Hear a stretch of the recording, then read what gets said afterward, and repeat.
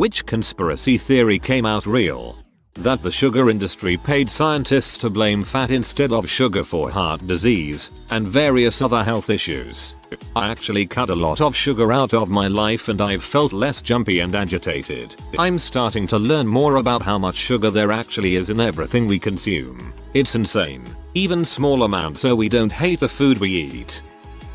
Crash gut. In a nutshell, Fernando Alonso is starting the 2008 Singapore Grand Prix from quite a bad position. Actually, the normal strategy when in a competitive car starting at the back is to load her up with fuel and go as far as you can into the race before pitting. Weirdly, Alonso is instead one of the first to pit. The only possible way this can work is if the safety car comes out due to how the rules are enforced. Well, exactly one lap later, Alonso's teammate has a big crash into the wall and brings out the safety car, allowing Alonso to go on and win. At the time, many were accusing Alonso's Renault team of fixing the result due to how convenient it was for the safety car to come out at exactly the right time after the other car crashed. But hey, that's just a coincidence, right? It wasn't a coincidence. It turned out Alonso's teammate was indeed told to crash by the team principal to benefit the team by scoring a win. This all came out in 2009, after the second driver lost his seat for not being quick enough. These are the two that come in my mind. Ustica. Tobacco company knew that the cigarettes caused cancer but they falsified the test so they can sell their product freely. How about when Johnson & Johnson knew that their talc powder had too much asbestos in it which can cause cancer and they kept selling it to be used on babies. They're still getting sued for mesothelioma and ovarian cancer. Lots of women used it on their lady parts. A man named John Warnowski used to stand outside the Vatican embassy the 90s in Washington, D.C. with a sign saying that the Pope is hiding pedophile priests. He claimed to be a victim of such abuse. People would honk and throw insults junk at him and call him crazy. I met him back in 2011. I recorded in my journal. There was a guy from Sauropope.com protesting in front of the Vatican embassy. I talked to him a little bit. He said he had been protesting at that location for the last 13 years because he was sexually abused when he was 15 years old and it negatively influenced his life.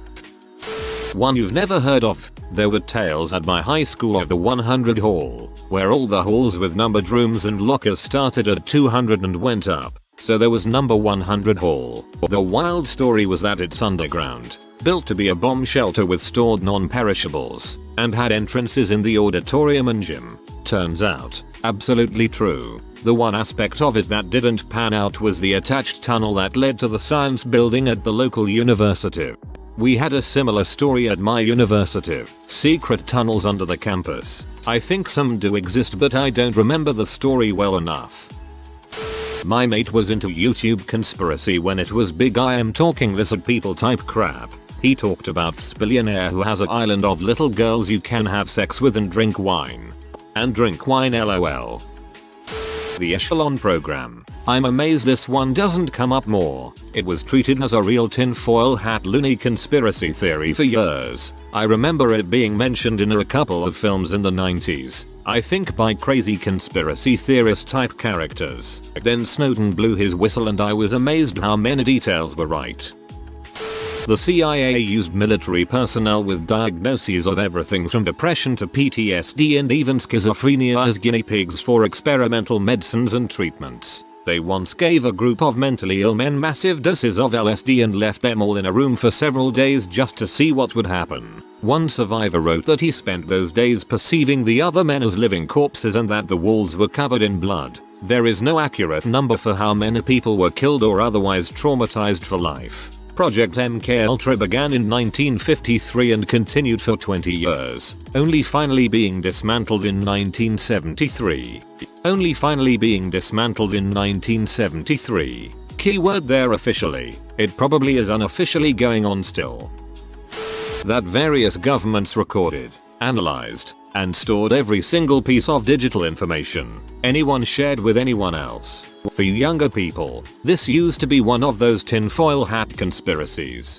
I can remember when it first started to become known there were people who would argue they didn't care because they had nothing to hide and weren't guilty. Most of the ones I still know are the most rabid about gov going too far these days. It's kinda like former smokers can be the worst anti-smoking people. The CIA overthrew the democratically elected government of Iran to install the Shah, who was more friendly to the US in the 1950s. The FBI and local law enforcement stalked, harassed, and blackmailed MLK Jr. They tried to get him to kill himself. They assassinated a leader of the Black Panthers in Chicago and then concocted bogus criminal charges against all the witnesses of the murder to lock them up and discredit them. They had undercover Leos infiltrate basically every single social justice movement and had a whole playbook based around how to make those movements look more radical, violent, dangerous than they actually are to discredit them. Undercover officers and confidential informants at protests throw bricks or try to start violence. Local law enforcement, prosecutors, and the FBI all lied to judges, juries, grand juries, legislatures, and Congress saying they never did things like this. People had to break into an FBI field office and steal documents to prove they were actually doing this stuff and had to keep their identities secret for decades so they wouldn't be prosecuted or persecuted for their actions. And the FBI and local law enforcement still do this stuff, but everyone acts like they don't. COINTELPRO will change the way you look at media, government, and law enforcement. Well, no one really knew about it until I believe the 90s, so there would have been no theorizing. But in the early 60s the US Joint Chiefs of Staff drew up a plan called Operation Northwoods in which they planned on staging and committing terror attacks across the US, only to turn around and blame it on Cuba in order to justify an invasion. You can see why JFK ended up dead. Crack epidemic was fueled and facilitated by the CIA. Documents came out proving the connection between Central American drugs for guns deals and distribution, though Freeway Rick Ross in LA in the 80s. Half of America is built on drug money, all of Florida at least. Haven't seen anyone talk about Malcolm X's assassination. An NYPD former officer talked about how NYPD and FBI worked together to get his bodyguards removed so that an assassination could take place. Yes, and they recently just exonerated the guys they pinned this on. I remember reading about Epstein's Island in 2012. It had a website and everything. Back then it was a conspiracy theory, but now it's all common knowledge. The Village People were paid by the US Armed Forces to write in the Navy, to be used as a recruiting tool towards gay people when the armed forces were banned from recruiting gay people. The Simpsons definitely clowned on this idea, even EHT Nyaj. While not necessarily 100% proven true, there was a long and expensive congressional investigation into the John F. Kennedy assassination in the late 1970s. Their conclusion? That Kennedy was probably assassinated as part of a conspiracy. And nobody remembers. It's like the Snowden thing. Expect public outcry, get silence. MKUltra. A bunch of college kids in Montreal said that America was testing substances on them. Comes out later that the CIA had actually recruited hundreds of students at the University of McGill under the guise of participating in scientific research. The CIA proceeded to dose the poor students with insane levels of LSD and practiced torture and interrogation techniques on them.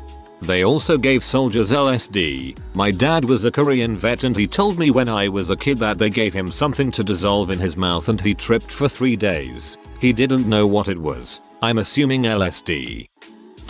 CIA-backed coups in socialist and or democratically elected countries. MKUltra. Tuskegee experiments. Nazis got the US to the moon. PRISM.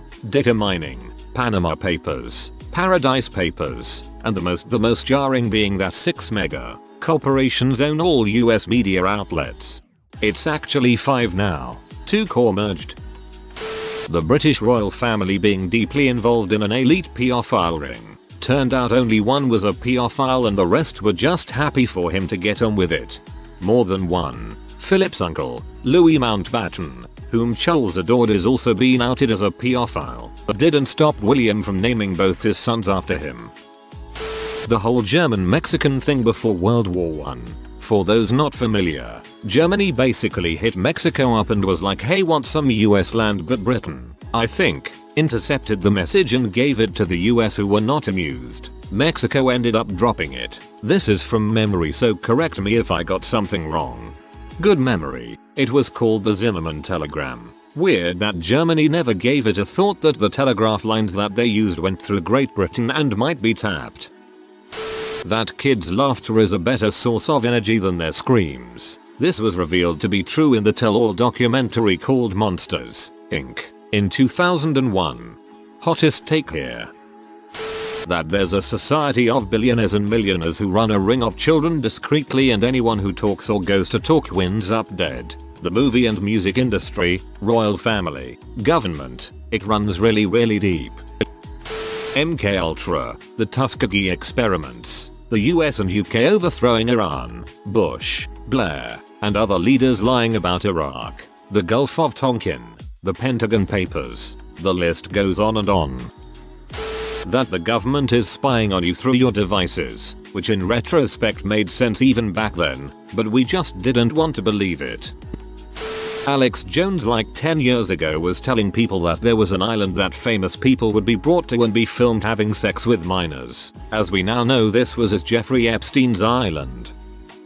MK Ultra, a government project which was carried out by the CIA. This project was set to achieve mind control through torture, sexual abuse, physical abuse, and the use of different machinery and drugs.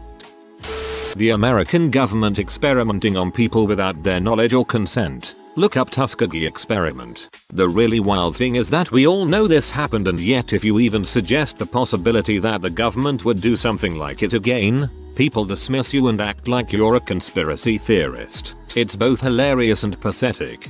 Didn't they also illegally sterilize many women? The existence of child sex trafficking rings with multiple high-ranking politicians being involved, which is unfortunately being overshadowed by the idiocy of canon as of late, to the point where anyone bringing it up is immediately associated with those nut jobs.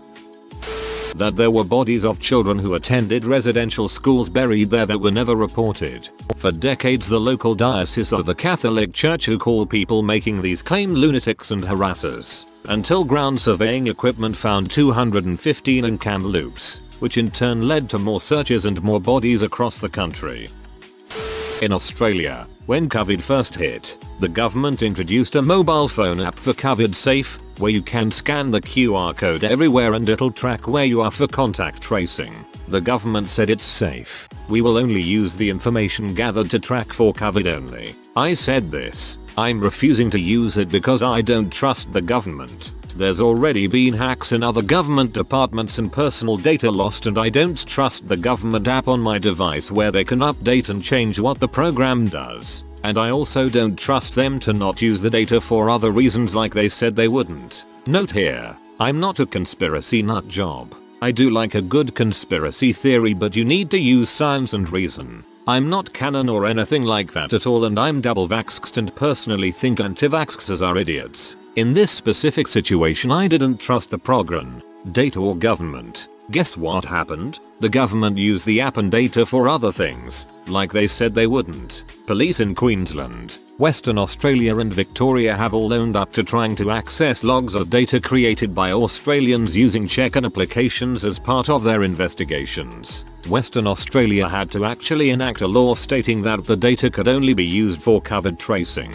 Western Australia police actually said it's not illegal for us to use the data, so we are going to continue to use the data if we see fit when questioned by the state government about what they were doing. The actual audacity.